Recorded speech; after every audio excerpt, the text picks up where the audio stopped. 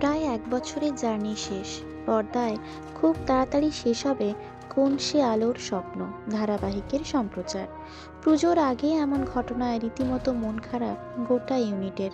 জানা যাচ্ছে মাত্র দুদিনের নোটিশেই নাকি বন্ধ হয়েছে শান বাংলার জনপ্রিয় ধারাবাহিক।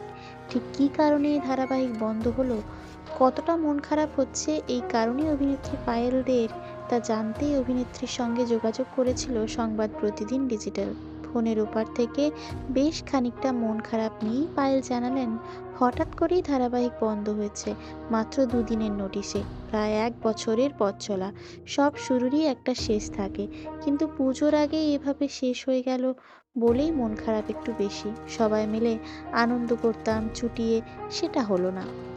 পায়েল আরও বলেন, ৩০০ পর্ব পেরিয়ে এসেছিলাম আমরা, ৩২০ পর্ব চলছিল। খুব ভালো র্যাঙ্কিং রয়েছে এই ধারাবাহিকের। আমি এর আগেও অনেক বড় চ্যানেলে কাজ করেছি, কিন্তু এখানে যে ভালোবাসা সবার থেকে পেয়েছি তা সত্যিই আমার আশাতীত। পুজো অবধি এই ধারাবাহিক চললে খুব ভালো হতো। হঠাৎ বন্ধ হওয়াতে ভীষণ মন খারাপ। একই সঙ্গে পায়েল জানান তার আগামী কাজ সম্পর্কেও। সামনেই তার ইন্দু 3 মুক্তি, এবং একই সঙ্গে বামাখ্যাপা ছবিতে মা তারার চরিত্রে দেখা যাবে পায়েলকে। এই খবর নিশ্চিত করেন অভিনেত্রী।